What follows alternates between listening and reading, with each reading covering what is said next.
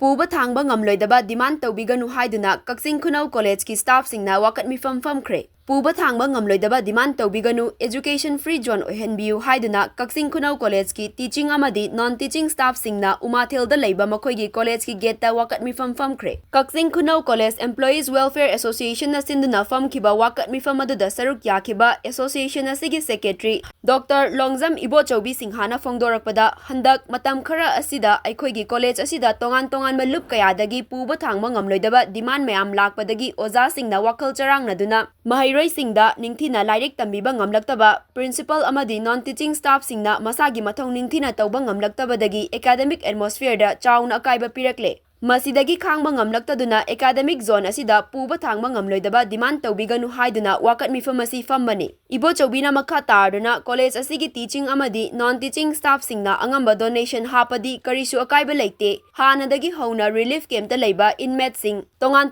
malup singda angamba mateng pangduna laklibani. Makha tanasu pangani adubu Puba Thangba Ngamloidaba demandi Toubiganu oza sing amadi non-teaching staff singbu wakal laitana mahairoi sing lairik takpi tambiba ngamhanbiu haiki.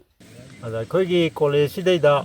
haukiba matam khara sidaida koigi yan unbearable oiba andugumba demand mayam ama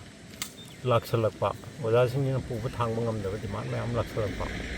aduna maram oiraga oja sing sida yam freely my academic activities sing ta pungin changba ngamaktaba aduga principal na magi freely magi chamber phamaga administration tawga ngamaktaba aduga non teaching da levi staff sing na magi masa gi counter da yam free and fairly yam mathau sujagadauba adugumba mayam sing tung ngamaktaba academy atmosphere da simasina tawwa makairakpa aduna maram oiraga sagi khangba ngamaktaba Puba Thangba ngamaktaba ma leirpadagi aikoina madu penjadadana yaragadi aikoi masigumba academic zone jidadi asigumba unwanted oiba unbearable oiba akoi demand se akoi Toubiganu donation gi damaktadi akoi matam leiba khibita kaigumba akoi angamba khara mateng pangjaba donation gi damaktadi akoi adum welcome tawjabani ado hana dei so akoi inmate sing sida atei organization sing sida hana dei so dum akoi donation gi dum tawra lakjabani donation dagi hojik natheraga demand lomda lakpasida akoi madu Toubiganu academic zone sida dimma